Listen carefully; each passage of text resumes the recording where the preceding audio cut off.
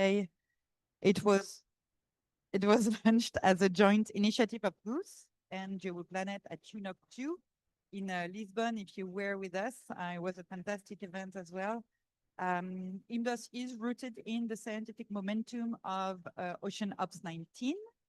And IMDOS is now a growing global effort with coordinated, standardized, and sustained marine debris observing system. It supports the UNEP Global Partnership on Marine Litter, and it is guided by a dedicated steering committee. Some of our members are here. It's been established in 2024, so it is fairly recent, and the steering committee is driving the implementation of IMDOS. So the event today is tailored for a broad non-technical audience. We will make sure that we will highlight the mission and vision of IMDOS. This will be done by Alex Toura, one of our two steering committee co-chairs. It will be done also by Daphne Le Cellier here, program manager for GEO Blue Planet, in charge of IMDOS. And we'll also look at some successful international collaborations from 3 of our members, and then we'll move on to discuss how harmonized data and standardized data systems are supporting marine litter policy and action around the world. Ahead of this public session, we just had a steering committee. That's the second meeting of the steering committee. The steering committee is composed of more than 20 leaders from research institutions across 13 countries. So we are rooted into being inclusive and global. And the idea is to chart the path forward, of course. So we invite you to engage. Please ask questions, explore how science, data, and collaboration help us shape the future of ocean debris monitoring.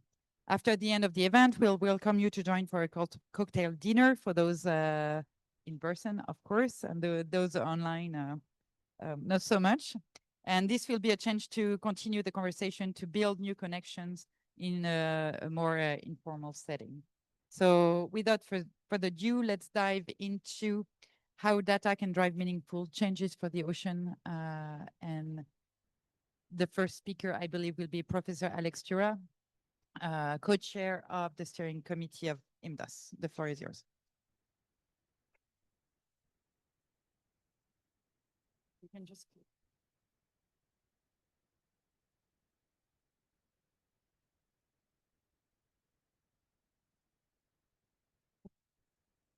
Thank you. It's a pleasure to be here and to have the opportunity to present to you IMDOS, the Integrated Marine Debris Observing System. In the end of my brief talk, I would like that you understand 2 things. That it's an important thing to solve an important gap. Only that. Yeah, that's me.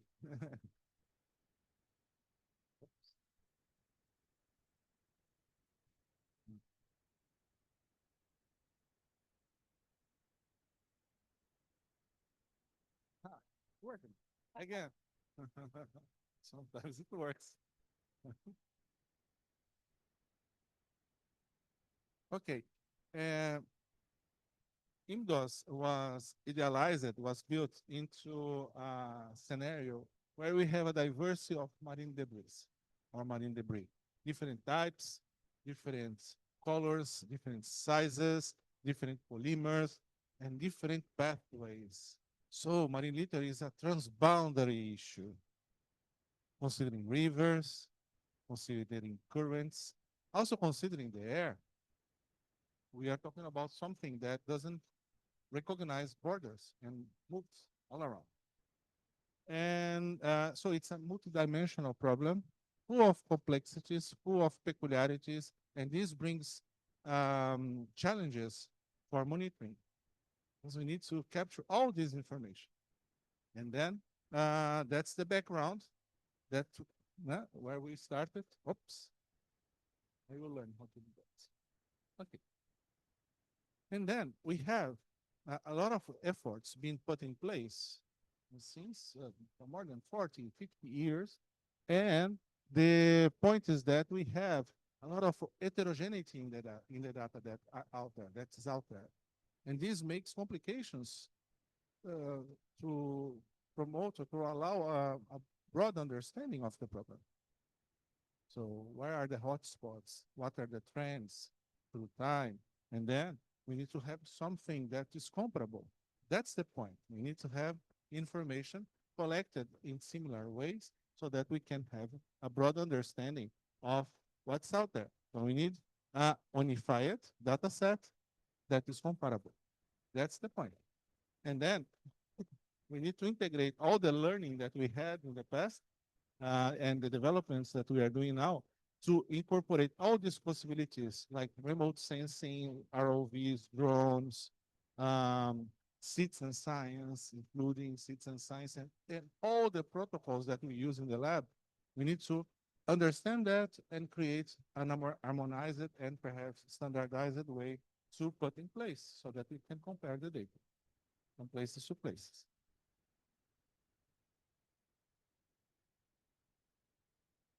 IMDOS was born in 2019 in Hawaii and after Hawaii, in fact, because the initial conception of IMDOS was the backbone of this paper published as a community-wide paper during this meeting.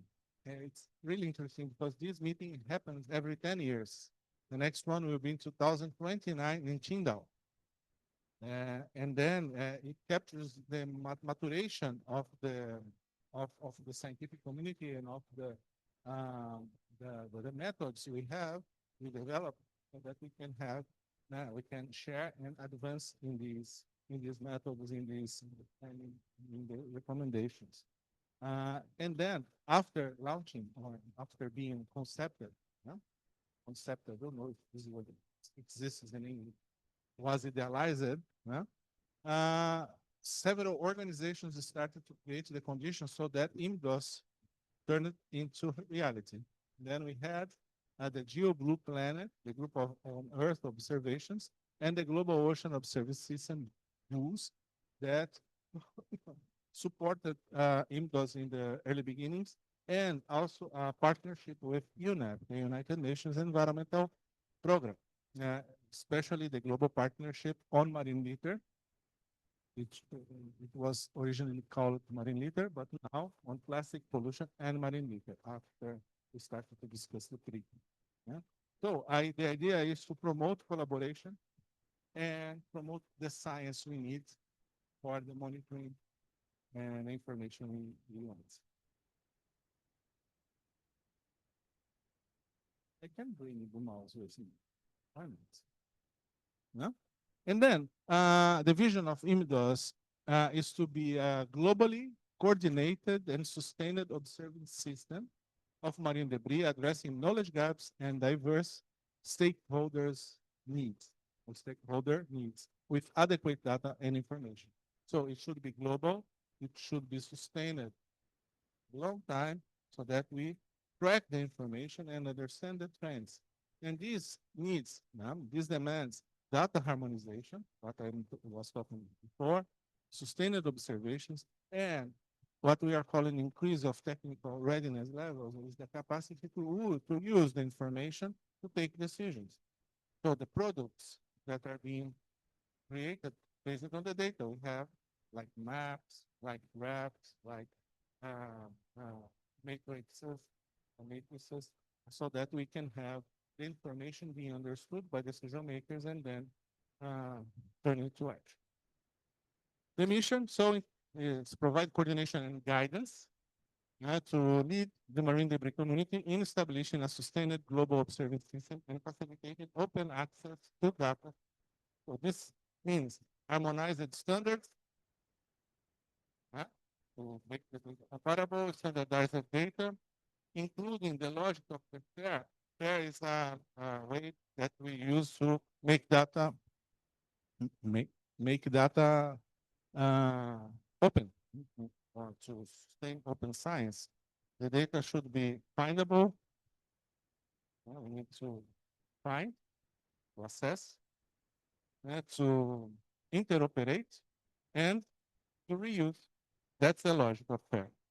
Uh, we need to understand that we have to have important indicators, so they should have a meaning to make it, and create a kind of federation of data management so that we can get information from the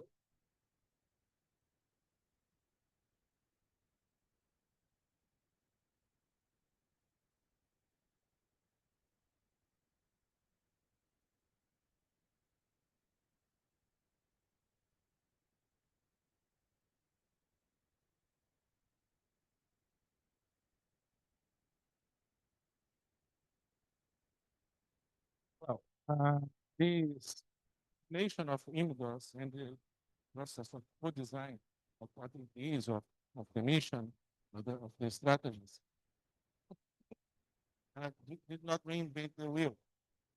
We started to understand what was out there, considering what's happening in IOC, UNESCO, UNEP, G7, G20, in the GOOS, IODE, and considering the guidelines and the support, the material that support this that were already there, like IMDOS, which is a big system to integrate the data, including marine litter, and also to consider what we are calling here the Earth observation value chain, which considers remote sensing, in situ modeling indicators, and data to policy.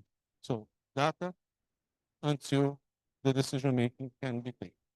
And then the idea is to be very focused on what's demanded by society. That's why the target users' needs are in the priorities of humans. So that's a very brief introduction of IMDOS, and then I hand over to Daphne so that she will bring information on implementation. Yeah, right. Thank you very much, Alex. And so I will present to you the last development year, months, and days of IMDOS, especially the implementation of this vision from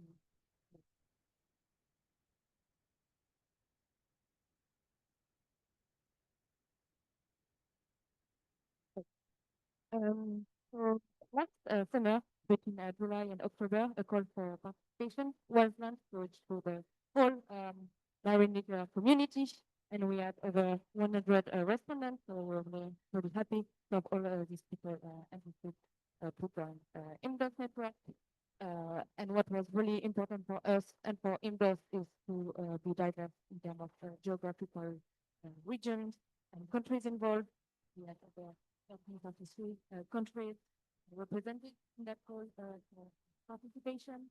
And also, as Alex mentioned, because of co-design, and so I think at the same table, people with a scientific background, but also policymakers and the private sector. So with this call for participation, broad reach types of participants. There is mainly academia, but also very important in the project.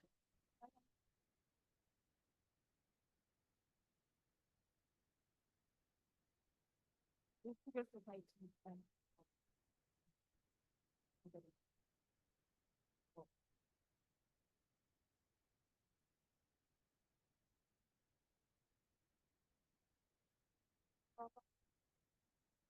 hearing committee nominate for the first time 2 months ago. Yeah.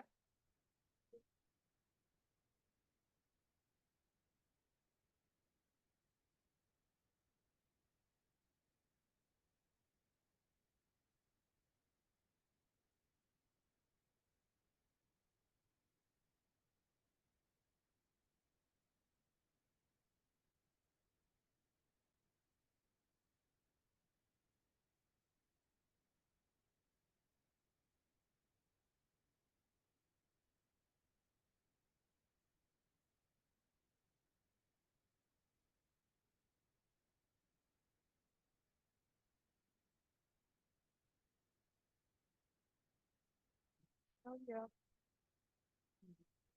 Yes, the fantastic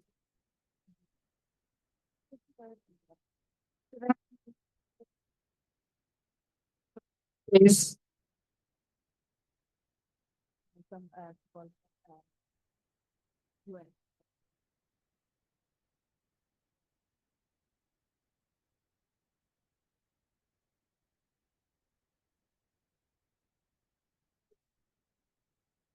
But, organization there, and we had the opportunity to gather everyone around a declaration of common purpose, so that all the entities in the advisory and sponsor committee gather around the vision that Alex just presented before. So that was in the green zone yesterday, and a good thank you for everyone, also representant for adopting this declaration and this message. And on more the really implementation, we have the 11 task teams. So they are divided into 3 different groups. We have the thematic data groups with remote sensing experts, microplastic experts, seafloor litter, beach litter, modeling. We also have technical coordination activities with data harmonization, design of monitoring system and indicators. So how to harmonize all this work, and the part for data to policy engagement activities with a task team helping the UN Global Treaty, data for policy, and regional observing system and groups.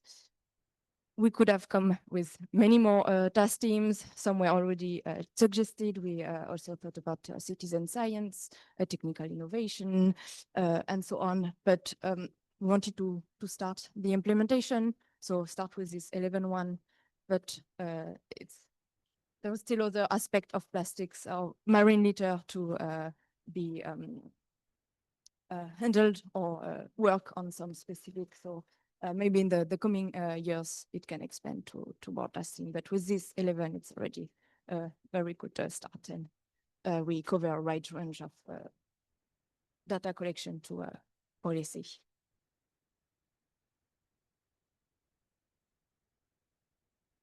Okay. Yes, this is some result from the call for participation that I mentioned earlier. And as you can see, for all of the diverse task teams that we suggested, there were good interest.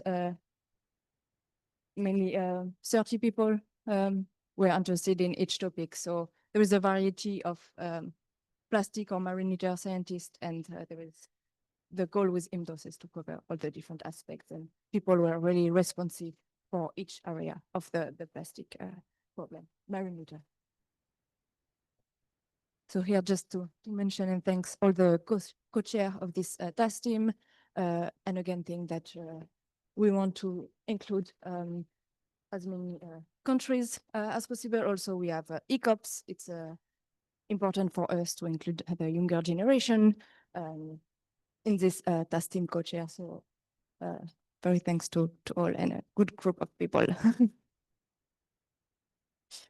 Just a frightening graph to say that we have been working very hard at the January meeting.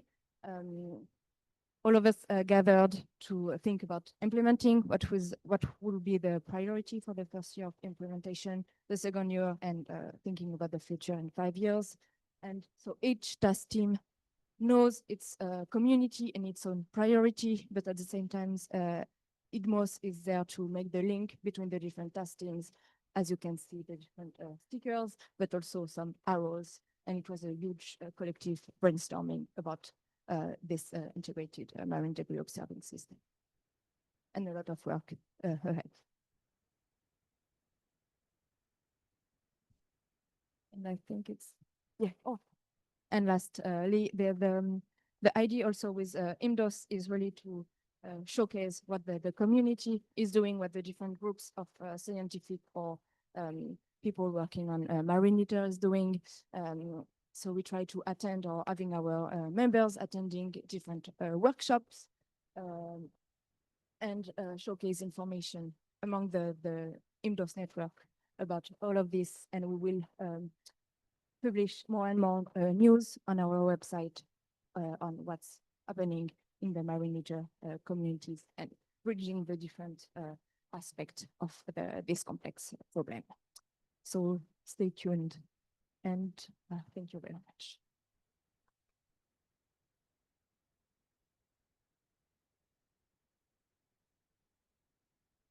And now, so we have presented IMDOS, but what made IMDOS is really the initiatives and the community beyond. So now you will see 3 different successful examples of what the communities are doing. And the first speaker will be Dr. Georg Anke.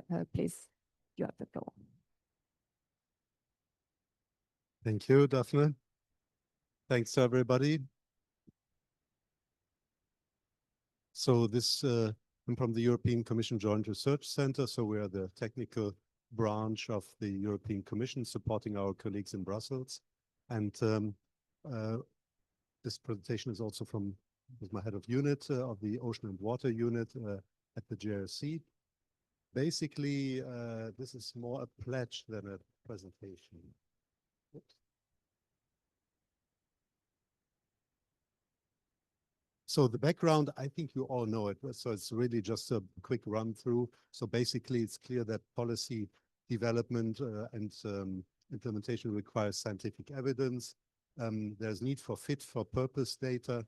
So not perfect, but fit enough to do the job, and accessible data to prioritize the mitigation measures, and then also to verify afterwards the success of these measures. And large scale processes, policy processes, of course, also require large-scale databases and data sets, because we're talking here about transboundary pollution and also global dimensions. And of course, a super important thing here is we have already heard about the Global Treaty on Plastic Pollution, which is really the expression of the global community that they're sick of the plastic and want something to be done. And we hope that in August that will be coming to a final step to develop this. So basically monitoring is needed to support this process.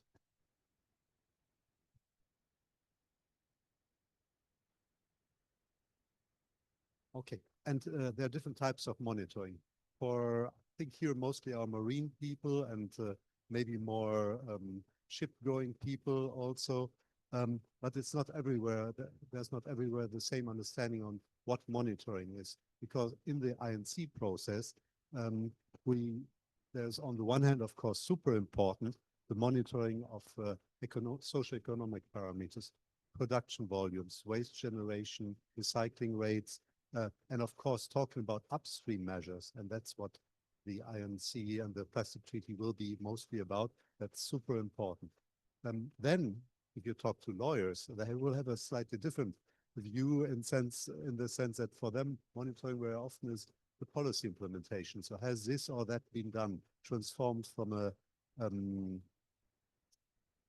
maybe European law into a national legislation, and so on. And the third part, and that's what we're here talking about, is the environmental monitoring. So to measure plastic concentrations in the environment, in different compartments, maybe also their effects on biota. So that's what we are discussing here. And what is needed to get started? Well, we want to have simple and cost-efficient methods. Costs, of course, are super important in this context. And this denotes they might be based on observations, and because human time in the end is maybe what's maybe more affordable. There's need to harmonize vocabulary. So do we talk about the same thing? And there's need for harmonized approaches. We have already quite some guidance around. There's also a big wish to include citizen science, to have public involvement as far as possible. A bit of caution, because we're talking about something quite scientific. So we want fit for purpose data. We shouldn't lose that out of sight. And we do already, as a very good news, have quite some large scale experience. I mean, OSPA has started a long time ago. In EU, it started around 2009. The MSFD came 2008. So from 2009, with François Gargani here, the process had started. And by now, I think we've gone far away. We have quite some experience. And what we need is federated data systems. So We need data systems, but they might be in different places and accessible through data portals. And then in the end, these systems, they must enable to provide information out of these databases, which inform then the policymakers. In this case, it would be UNEP or the world.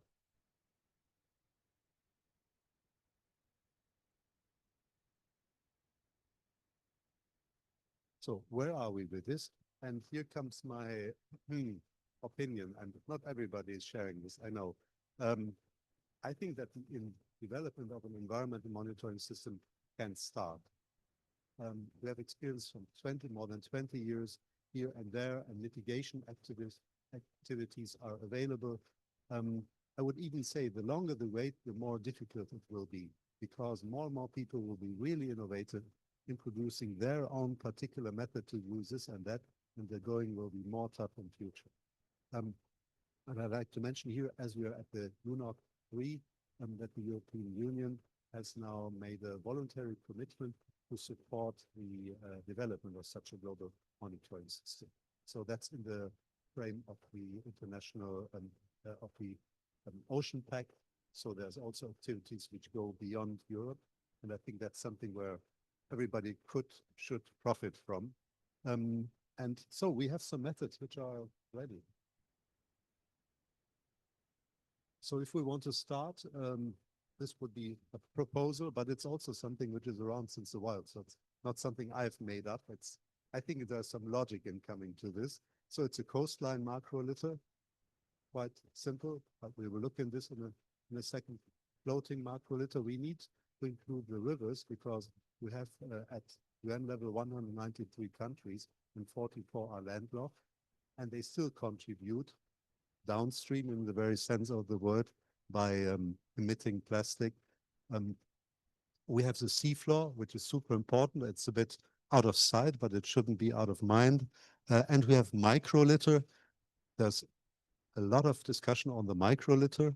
But of course, when talking about the plastic treaty, we should keep in mind where are the hottest priorities looking at global level. So what is needed is to identify still some open issues, address harmonization needs, and this is where IMDOS really comes into place. There's a very important discussion platform on providing unbiased scientific advice, because some things still need to be settled, and that's exactly where the experts are who can help with that. And then that's really a side comment, really out of the topic here. I think we also need something on the terrestrial side. There are some approaches. I won't discuss this here, but we should keep this in mind because from the point of view of the INC or the Global Plastic Treaty, that will also be a topic. So very quickly through a few of the methods. This is coastline macro litter monitoring. 4 times a year you go out, you survey 100 meters of coastline. You use a common list, which we have in Europe. It's still ongoing, the struggle with the regional seas conventions around, but we are pretty well aligned. That's not much missing. And we do around 1,000 surveys in a year. And we are now able to calculate trends, and we have done that. And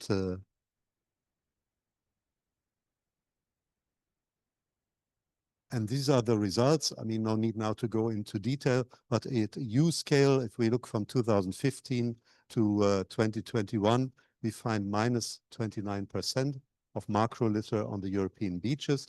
You see in the 4 regions, it's a bit different. Baltic Sea looks like a lot, 45%, but they are from 29 items per 100 meter going down to 16. Whereas if you look at the Black Sea, we are almost at 1,000, and we've gone down to 600. So the reduction is quite impressive, but what is also very impressive is the current state of pollution. I mean, the threshold, which has been agreed by the EU countries, is 20 items per 100 meter. So we are at European scale still 10 times above. Monitoring macro litter floating at sea and on rivers. So looking again at macro litter, which is longer than 2.5 centimeter. Observers just look at these objects from a ship, watching a corridor in front of the ship, or from a bridge looking at the river. And I'm very happy and a little bit proud that after like 10 years of preparatory work, we have just during UNOC now released the this app. So it's available on the Google Play Store. It's for now with Android only. We are working on the iOS version. And we also recommend to use a tablet computer for it. So don't be disappointed if you try to use a phone and it's tough going because the icons are small. So really, if you want to do scientific work, you might need to invest 200 euro for a tablet computer.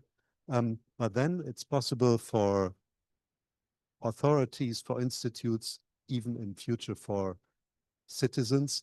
For now, we really like to focus on the networks we have already, but the system is operational. I just like to mention on the side that, of course, remote sensing from drones might become available in future. And there are also colleagues who do riverbank monitoring, which might be complementary.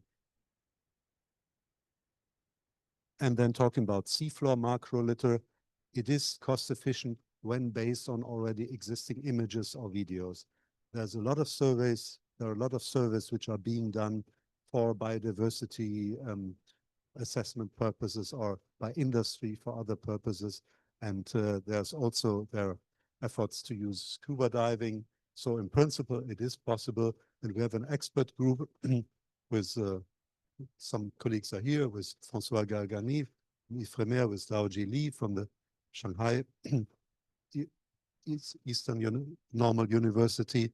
I think that Ryota Nakajima from Jamstack is online. And so with these people, we are developing this further.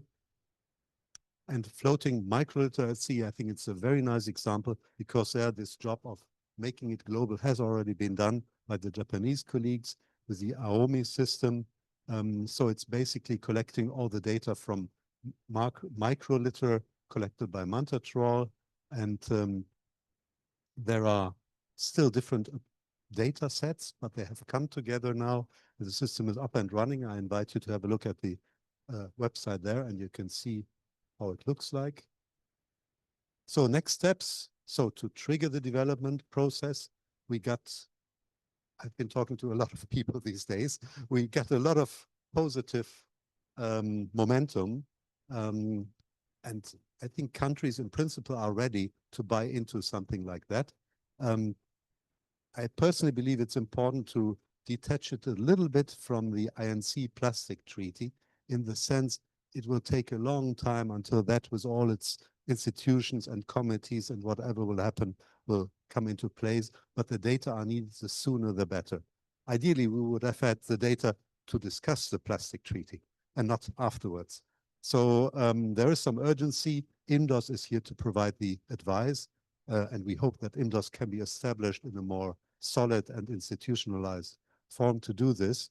We need a few indicators. We need still someone who gets the servers running, but in principle, this can be done. And why not having some baselines in very few years from now? Let's get started. Thank you.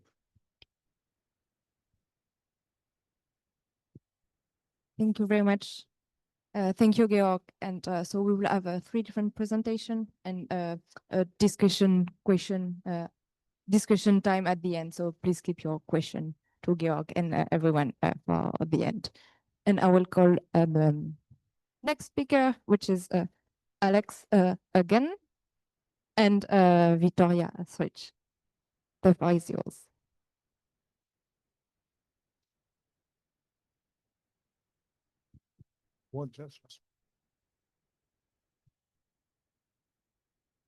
Let's go. The idea is to bring some experiences we had in Brazil in relation to the creation, the building of governance network and arrangement and process to face marine litter. So I will start and then Victoria will present some very exciting information. Wrong again. So we are talking about the Clean Ocean Network. Clean Ocean Network was established in Brazil to promote a kind of collaborative governance for marine litter monitoring and combating in Brazil, which is a federation and has 17 coastal states, 17. And then the idea is to use the gap in the federal government in the past with the past presidency and face in states which were willing to talk about environmental issues because the federal government didn't want to do that. And then there was a window of opportunity in the state level, so that we could start this. The idea is to connect Brazil and the issue with the global challenges related to SDG 14, the UN Ocean Decade, and the global plastic treaty that will be finished in 2 months. And we started to integrate a lot of information, especially the example report published in 2019. And then the idea is to put different sectors, different policies, and different types of indicators together to somehow to create a and create processes that make sense in the head of decision makers of the state. So integrated solid waste, coastal management, environmental education, sustainability, human health, and other types of policy concerns.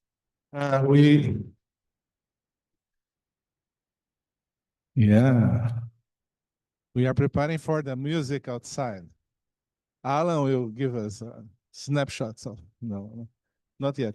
Key stakeholders like public sector, private sector, third sector, and academia, and types of data, types of indicators related to generation, exposure, and effects of marine litter. So we had a huge effort to integrate people, and then this is the result. We have now these states, which is the number 8, Santa Catarina state, and we have additional 3 states willing to get in, including Pará state, where will be the COP30, which is this one, Pará, very, very big.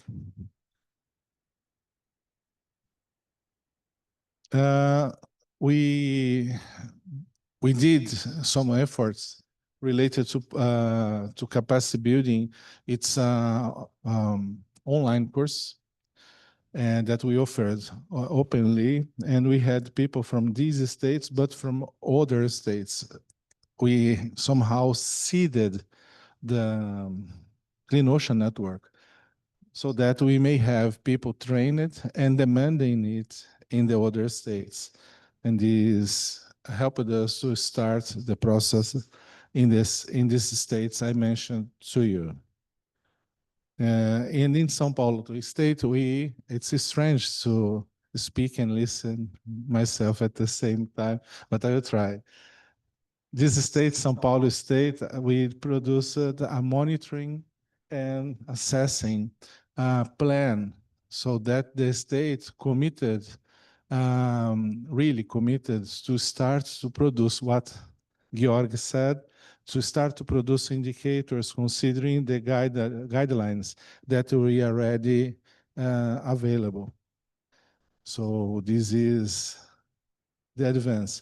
This is the plan. It's in Portuguese, English, and Spanish. We can share broadly, and it created a list and some details of tens of indicators of generation, exposure, and effects of marine litter. So it's a process that created this type of integration between the university and policies. Estou falando devagar? Tô. Tá bom. Esse é seu. So I finished my part. This is what Vitória will say. É você. Hi, everyone. Thank you for having us here and for being here. So as Alex said, yeah, it's really hard to talk and listen at the same time, but I'll be sharing a bit of our experience building a subnational monitoring plan. Can we do something about it? Yeah? Okay. I'm having a hard time. I'm part of this team since 2019, building this plan, and the UNESCO team But very recently, I took on a new role. Yeah.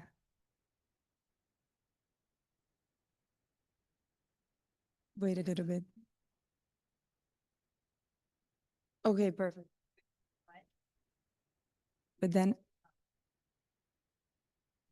okay. But should we wait for him? Okay. Yeah. Okay.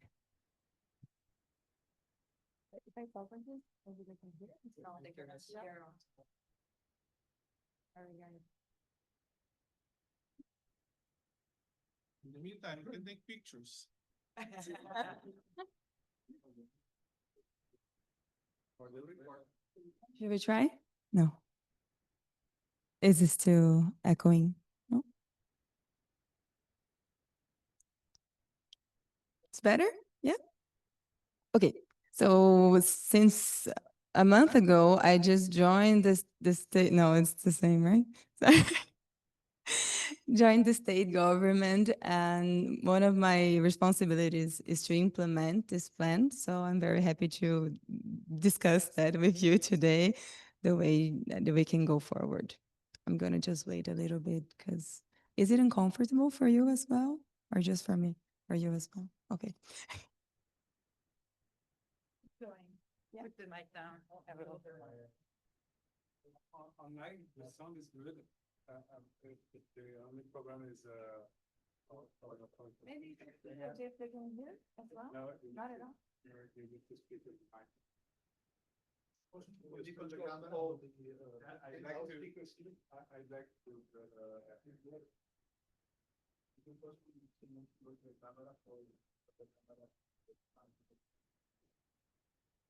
the problem is the sound system is not controllable.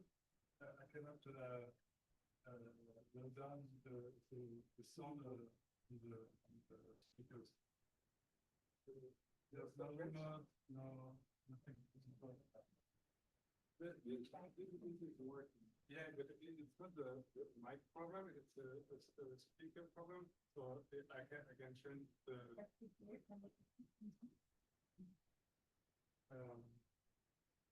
it's really not the problem of the mic, but I can change the mic more. But I can switch that.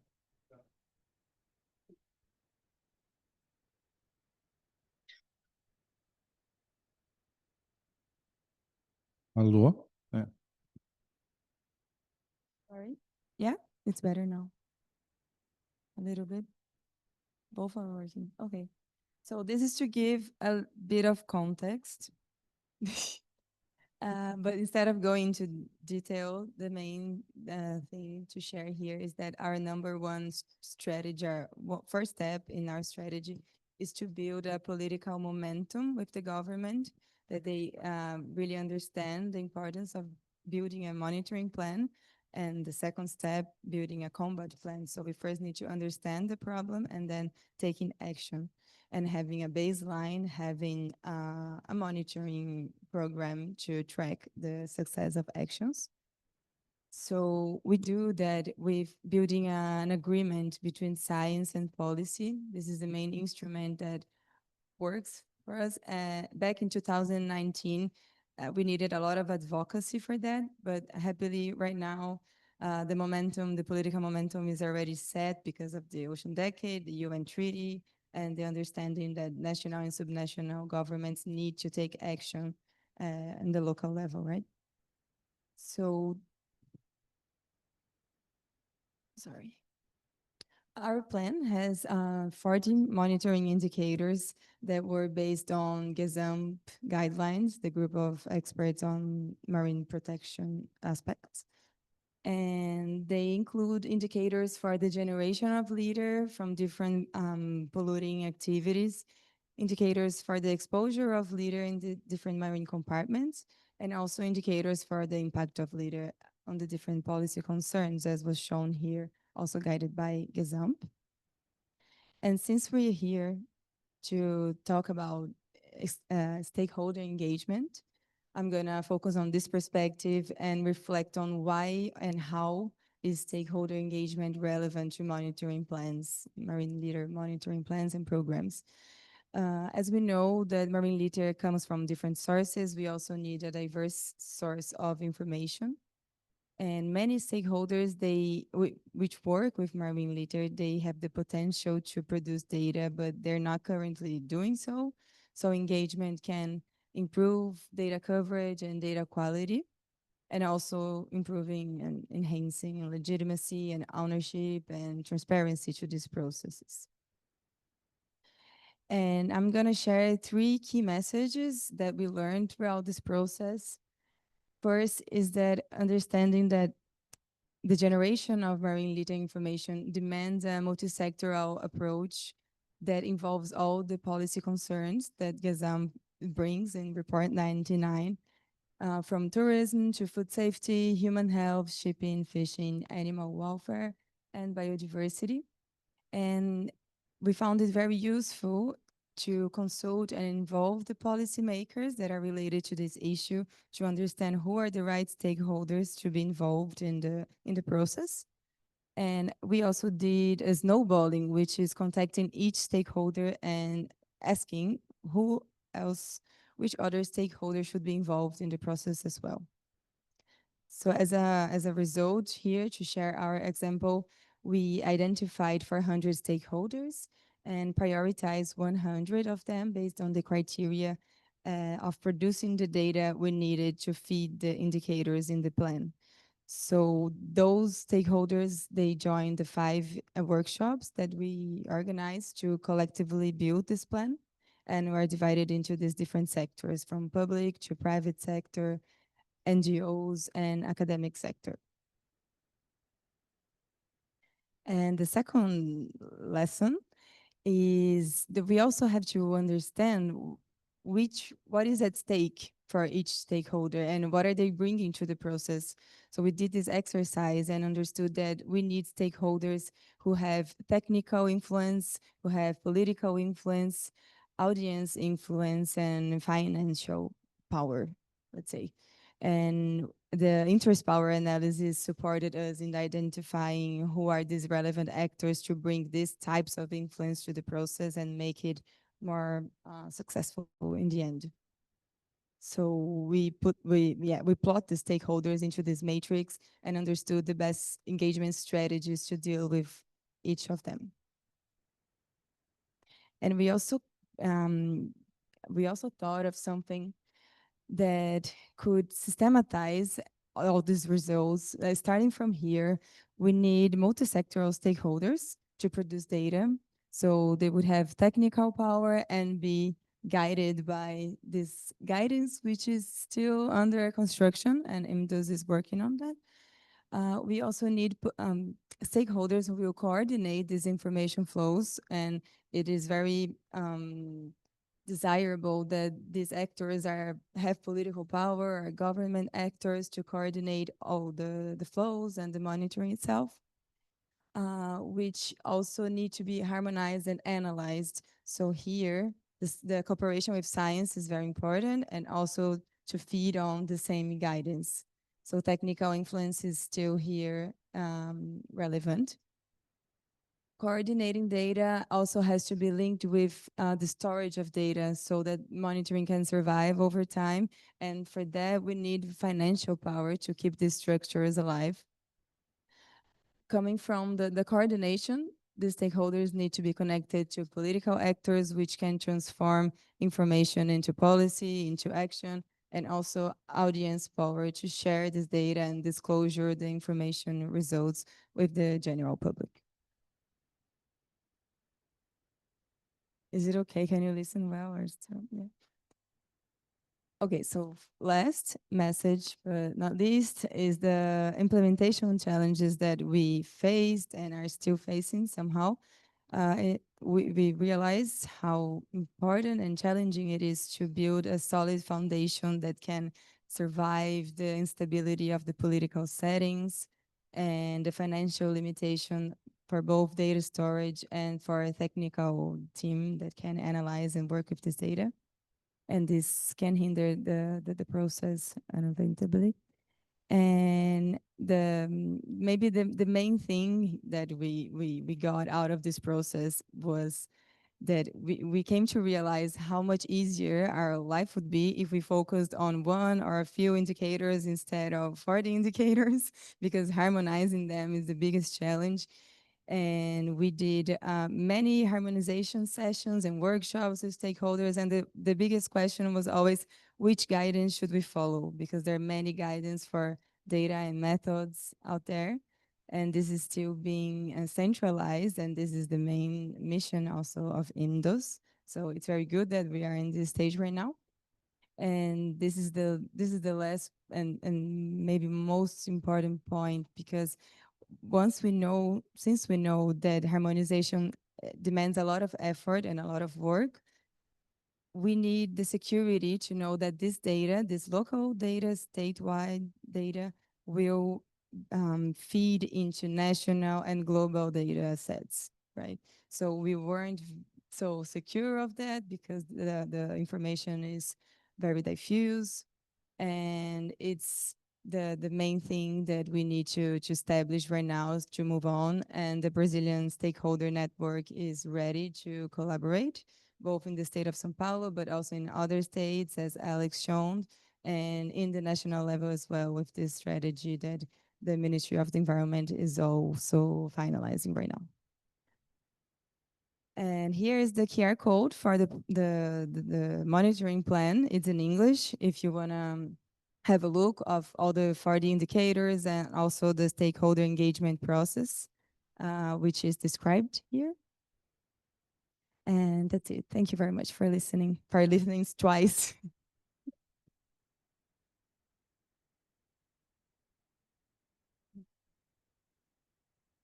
Thank you very much, Victoria. Yeah, really sorry about the sound problem. I will try to speak very slow. Maybe you can. And I will welcome our next speaker, Dr. Mathian, please, about the New Tech program. It's very bad. Try to adapt. I will try to speak at a low level because usually I'm really excited, so I try to do this. Well, yeah, I've been asked to talk about the initiatives I'm involved in. So, of course, this is very complementary to what we're saying in the context of this IMDOS. I see the complementarity with the project that in Brazil, with what has been discussed with Georg. So basically, this is something that have been launched 4 years ago. IEA sounds maybe weird in the context of plastic. Yes, the IEA, the International Atomic Energy Agency, is involved also in marine protection, marine environment. We use nuclear and isotopic technology to address issue raised by our member states. We have more than 170 member states, and we try to adapt this technology to respond to needs. And so basically in this context, 6 years ago, even before the initiatives in Latin America, including in Brazil, there've been a request for monitoring microplastic on the beach. And you say, well, nuclear and isotopic technology, well, we like to contribute. And so definitely we use the characterization of plastic as a tool to help member states. So we use a little bit the approach of, and be frank about that, nuclear derivative technique, or try to characterize the polymer. So molecular, atomic level. So that's what we're engaged in that. But also you have to understand that new tech plastic is not only the marine monitoring, it's also another branch that is covering the recycling aspect. And I will not talk about that tonight, but if you want to ask about the recycling using irradiation technology, which is not using all the chemicals that or mechanical aspect that the industry, I'll be happy to respond to. But so this is the one, yeah. So yeah.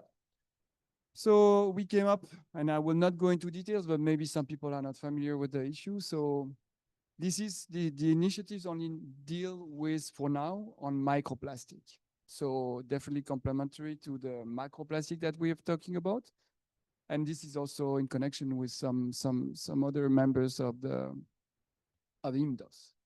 Well, yes, we have data, but it's not abundant everywhere. That's the problem is we have good data up north, but for the south, not so much, meaning the hemisphere where you are, you don't have the same data. Yes, some scientists from the north going to the south, it's not a generalization, but that's usually the case. So if you go to Costa Africa, we work with South Africa, they have great data, but if you go on Namibia or Tanzania, it's not the same. And the worst case scenario is when they try and they do pretty good job on trying. The thing is, we don't have the same methodology. We're talking about the index or the indicators, the approach, and it's even, let's say, more difficult with microplastics and the different matrix that you have. Everybody uses technology. I mean, around the table and in this audience, there's a good scientist, and online I know, so there's a good scientists that do their own method for extracting plastic from the different matrix, from water, from sediments, from sand beach, and so on, or for bivalves. But still, every time there's a non-unified or harmonized. And so that's also the objective of this discussion with the IMDOS. That's we're trying to go for that. And I know it's maybe naive, but I think we go. And in fact, in this project, we have been successful on doing this. And that's also the sharing knowledge, how to get decision, because I'll explain to you later. And also sometimes the awareness, but of course now more and more, especially for microplastic. Microplastic, when you see the gyre or the pollution on, it's very visible. Sometimes for some, it's not visible when you saw the microplastic. And of course, in the context of the forthcoming treaty and also the Sustainable Development Goals, we need indicators, and that's why we have been toward this. So at the agency, there's the aspect of science, technology. I'm a scientist at the agency, and I help also on the technical cooperation program. So helping, providing tools, trainings, equipment, and network, so to facilitate the transfer of knowledge to our member states. That's an important aspect. So now I'll go straight on the numbers of the nutshell. So for the last 4 years, we have been trying to raise funds, not only us, but also the extra budgetary funds, to be able to train people with an harmonized methodology. And so for now, in 4 years, we're not expecting that. We have been trained almost 150 people. And this summer, we have a Caribbean, English speaker Caribbean, who will be trained on an harmonized method that we have agreed upon our network.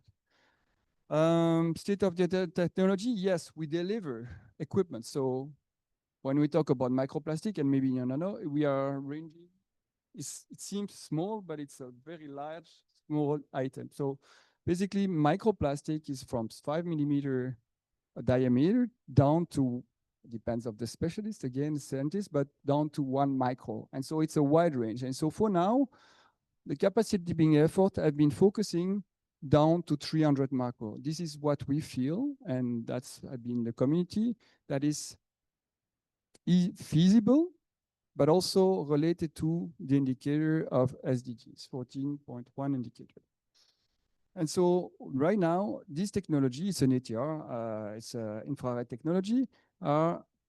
This equipment have been transferred to 50 labs around the world. And I will see the map of the network, and it has been done, and people have been trained for that. The global collaboration, yes, we have 100 labs, 104 labs, part of this network.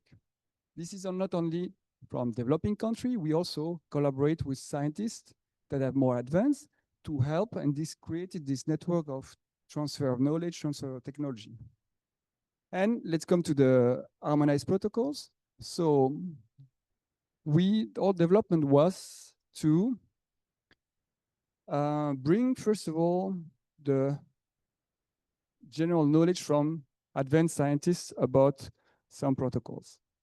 And then, for example, in this case, for the first protocol that have been harmonized, we use existing protocols from AOMI. You talked about the Japanese. They have a protocol that have been harmonized. We use that, but we adapt also to the needs in terms of the capacity, because sometimes, and I don't know if you're familiar, and I will not go into detail about technical detail, but at certain point for extracting from grain of the sand, you need to make a separation, density separation. And depend of the product, you collect some or not all. And that's the discussion that has been done a lot of time. We decide with our member states, their feedback, we decide this is what we will use. And this is available right now for sand beach and for water.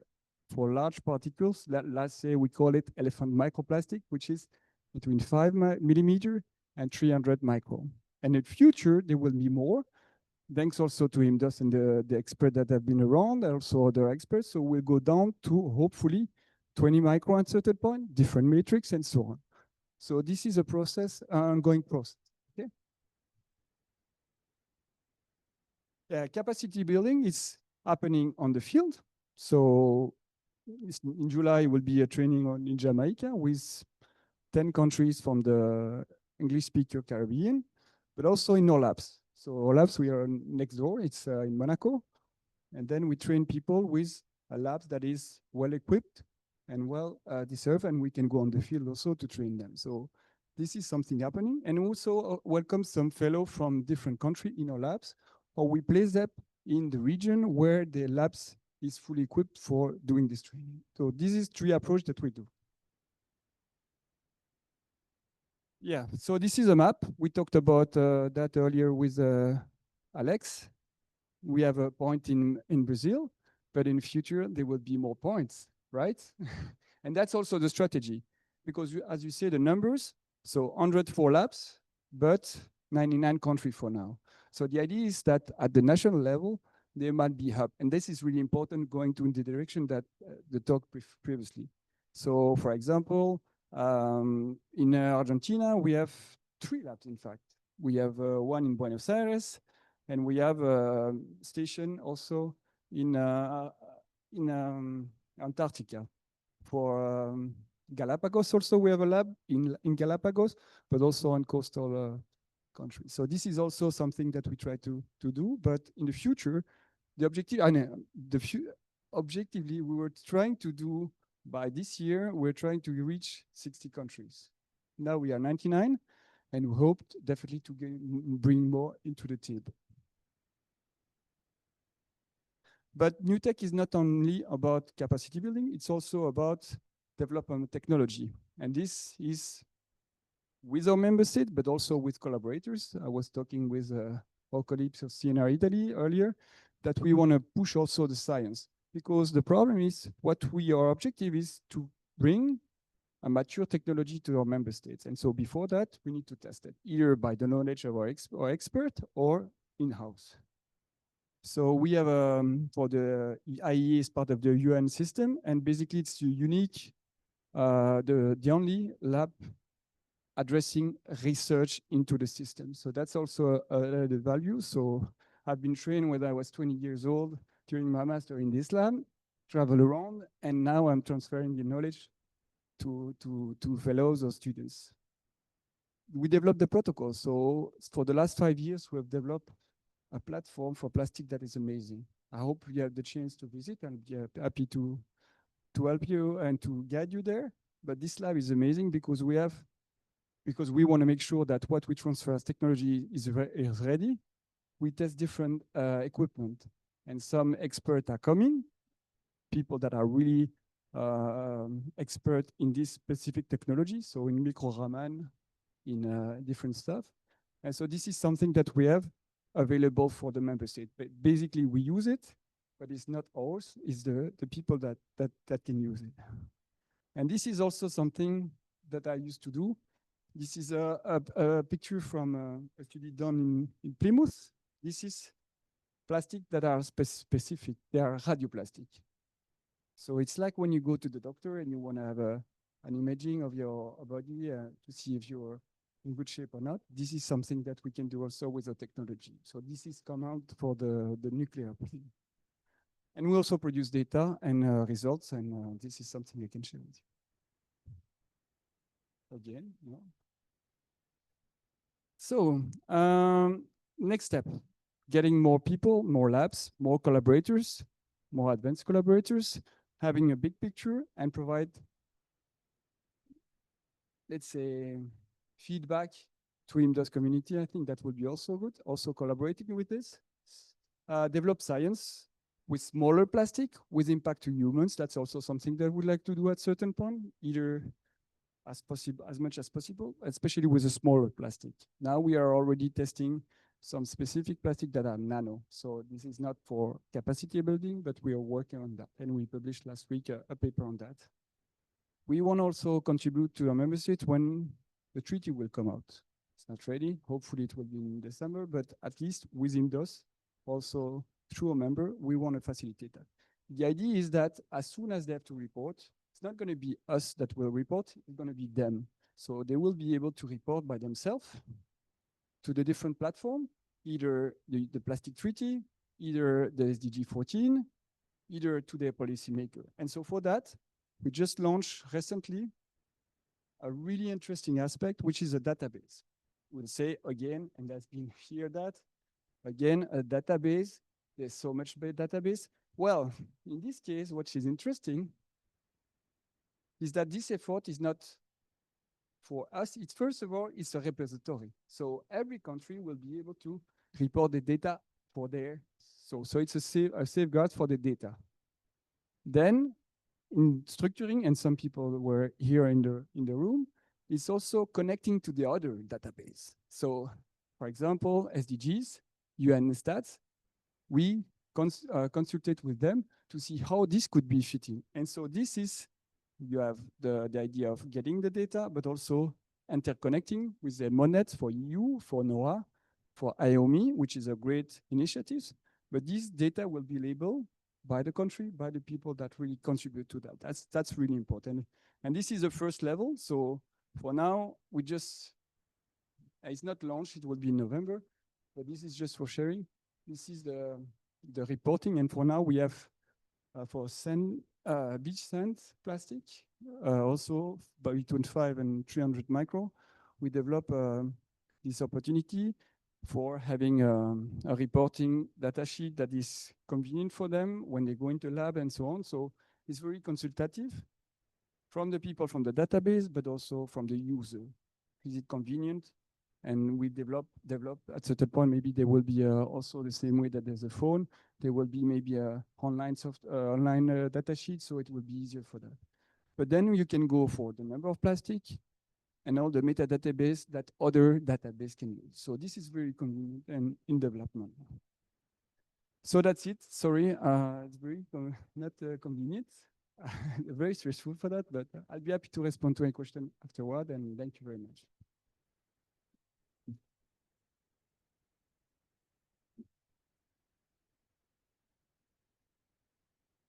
Thank you very much, Mark. Okay, perfect. And we will switch off the TV, so it will be more comfortable for the question and discussion part. And we are really happy to open the floor for question for the 3 panelists, but also if you have any question about IMDOS, we have 10 members of the steering committee with us today, so don't hesitate to ask questions, say your names or your affiliation, and please, the floor is yours. And so we will just speak loud in the room, but you will need to speak on the mic for the people online to hear you. And it will be more comfortable for us for the yes.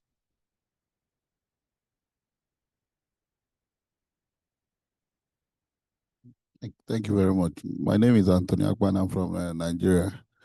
From Nigeria, and I work with an NGO. And but most of the presentations from where I joined, I didn't hear the role of NGO in the project, and much of the project being implemented in Africa. So I just want to know the possibility of NGOs' participation and how we can further promote the projects in Africa. Thank you. Who would like to go for that? Victoria? The role of NGOs.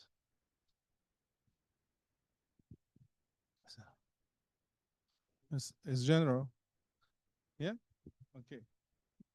Yeah, I hope I understood correctly. It was about the possible role of NGOs in the monitoring. Yeah. Okay. So I can start. Okay. Yeah. I mean, first of all, there's a lot of interest to involve citizens, also to create more awareness and involvement. That's one thing. And then, of course, it is a work resource. So there are some questions if it's not using the people which otherwise should be paid for that job. Yeah, but that still should not prevent interested people to get the job doing. And also in Europe, some of the beach monitoring is actually outsourced by the countries to an NGO. I think sometimes paid. So, so in principle, it's possible. The question is always about the data quality, because what we see often is that there's very good intentions, and people want their data then to be used for policy purposes. But of course, therefore, it requires some effort, and not everybody is really willing to go all this way with the recording and documentation and this. But in principle, yes. And so I was talking about the European experience. When we go beyond Europe, I think definitely this will be absolutely necessary to have more people and NGOs involved. Thank you. Thank you. For Africa, from our case, for the network, this is involved. I mean, we have 22 countries part of the network, and basically the approach of when we do it's by country. But then after within the country, we facilitate the connection. And we, for example, I was in Ghana 2 weeks ago. No, 1 month ago. Sorry, and it was not NGO at this case, but it was an institution, national institution, connecting with the university. So they were not talking to each other in terms of plastic, and we facilitate that. But I know from their network, for example, we're also involving other NGOs. So we can probably give any details about the counterpart in, where you come from? Nigeria? Yeah, we have two counterparts in Nigeria, in Port Harcourt, and I think it's only Port Harcourt for now, but definitely something that we can talk about. Other question? Over there. My name is Rolf Ruddenham from the Arctic Monitoring Assessment Program, WAMA. We have since 1991 been monitoring pollution and climate change in the Arctic. 2021 released our monitoring guidelines for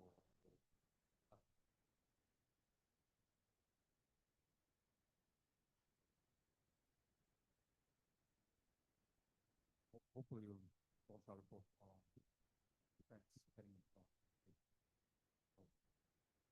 I was just wondering, because our guidelines are based upon the guidelines of ICES and OSPA. I was just wondering whether if that was already brought into the harmonization or whether it's still coming later. I was also wondering about the harmonization of data repositories and data storage. What we will base that on, how to make that possible.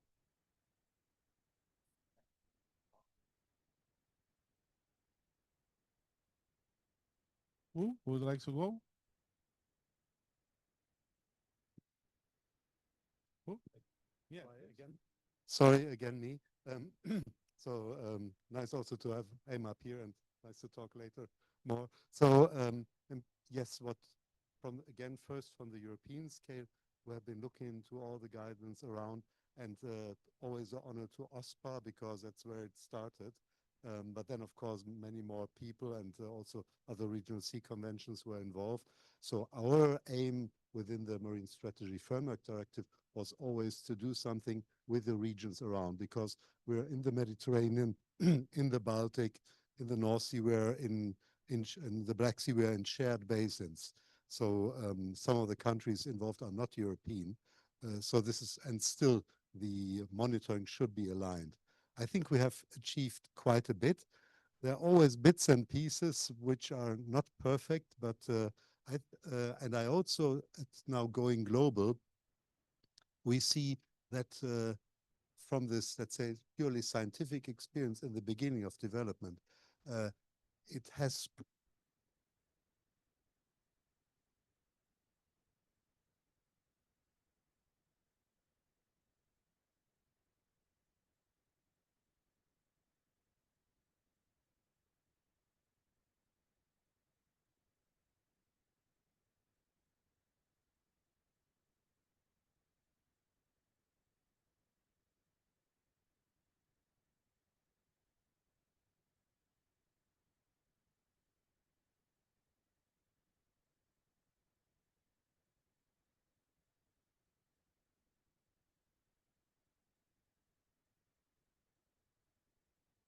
harmonized, then that's not a big problem anymore. Data can, shift around and it wouldn't be a problem. And this would be the idea now to scale it up to a global scale.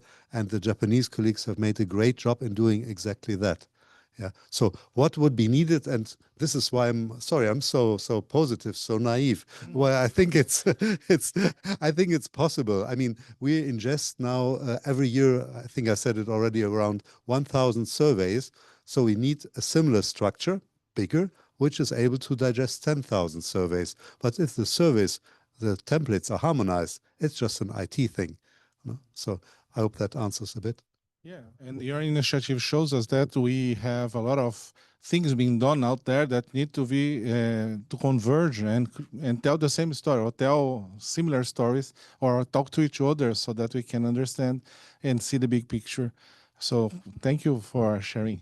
And a comment here. I fully agree with Georg. I mean, the idea is right now we create this discussion. Is it? Cool. Tu veux que je me lève? Oh, sorry. We create a discussion with for creating our database with all the big players of the database to make sure there's the connection. So from the IT or the structure to have the database or the format that makes sense, but also from the member state that will report something that is convenient also. So it was a little bit shared, but definitely the connectivity, and Naomi is doing a great job, agreeing, but we were, OSPA was invited also. So this is the idea. And in terms of harmonized methods, we're going step by step. So now it's the large particles. And of course, we know that some recommendation go for a certain, I was talking about a product for separation, we can add it up. So at least everybody got the same in our case. And then if you want to do zinc chloride after, it's okay. So, but we had to cut because sometimes those discussion about harmonization, and that's what I bring to the, is all the direction. Everybody say, but there's also toxicity that can take account, transport of chemicals and so on. So it's not the one that we have been, and it will be labeled in the database harmonized method, of course. But we know that those have been accepted by the scientific community and by our member states. So this is a, like, and it doesn't matter that because we have been clear on the if we want to publish on that, it will be written that is this method, and it doesn't hurt. At least we report what we do with quality assessment and so on.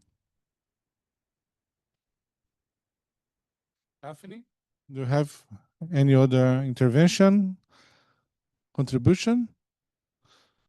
I see none, so let's hand over to Audrey and Daphne for the closure.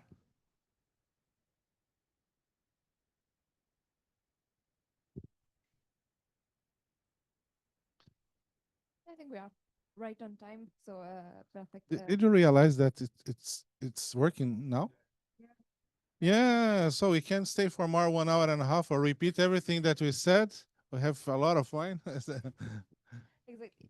Speaking of what wine, we'll have a cocktail in a few minutes, just in the patio. So you are welcome to stay and ask all your questions to again the panelists and IMDOS members.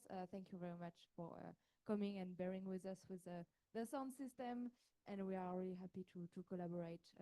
Again, IMDOS is about community, so please you can reach out to us and we can connect all the different people. That's it. Thank you very much.